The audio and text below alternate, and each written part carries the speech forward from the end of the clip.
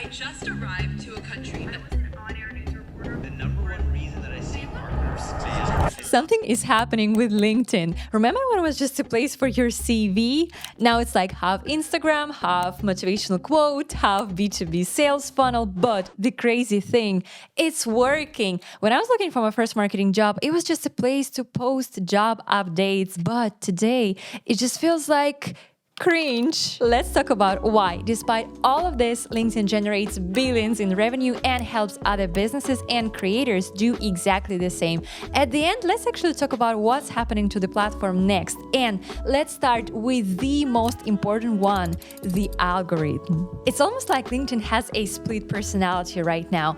On the one hand, it is still, old job posting platform. On the other hand, it has turned into a content machine, both for businesses and for individuals.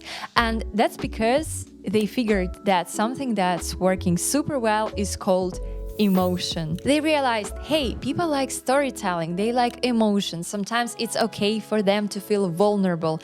And that's exactly what gets picked up so well. So now the LinkedIn's algorithm actually promotes these stories that make you feel something. And the most interesting part is, this is exactly the reason why LinkedIn has been growing and just works so well. Think about it. When was the last time you actually clicked on a post when it was simply informative?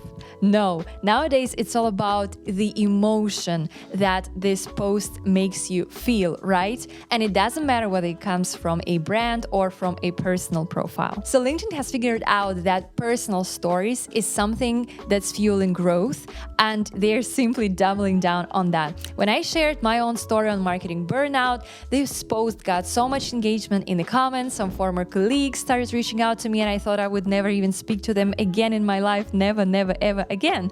But this post actually triggered a certain emotion, and that's why it worked so well. It just stayed in their memory.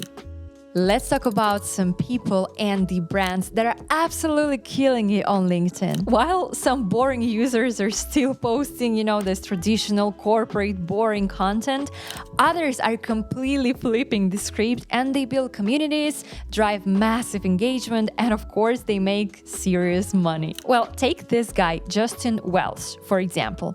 This guy used LinkedIn not just as a networking tool, but actually as a platform to create a brand around himself. He went from being a SaaS executive to a full-time solopreneur, and by building a personal brand around simply sharing his knowledge of sales and entrepreneurship. And of course, he is not doing it quietly, by no means. He's, racking up millions of views on his posts, he sells courses, and he helps others use LinkedIn as a tool for income, not just for inspiration. And well, his courses are earning him $7 million in revenue in 5 years. So for him, obviously LinkedIn is not a place to talk about his resume, it's his business. And he's not alone. There are some businesses out there as well who use LinkedIn in ways that most of you guys wouldn't even consider. For example, Gong, which is a B2B sales software company, well, that might sound pretty dry and boring, but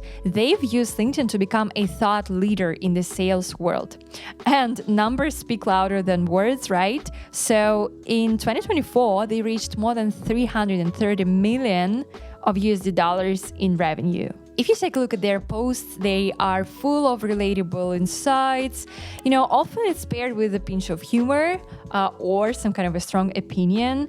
And they're definitely breaking away from this traditional corporate boring tone. And the success factor for them is that they make B2B content feel human. Another one, Drift, right? So they took a similar approach. They used LinkedIn to build a brand persona, and it's all about the so-called conversational marketing, right? So they post case studies, customer success stories.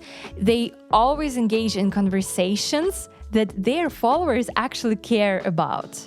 And they've also, guys, figured that it's not about the product, it's about the emotions and values that you show. So by the time you're considering buying the product, you feel like you already know and trust the brand. You feel like you've actually talk to them, you feel like it's your friend, because they've been showing up in your LinkedIn feed for 5 months in a row, right? With super valuable insights. It's definitely a long game, but it's working. In 2022, they had a revenue of 135 million and a valuation of $1 billion US. Obviously, their LinkedIn story is not the only reason that contributed to their immense growth, but as you can clearly see on the chart, the growth correlates with their activity on LinkedIn.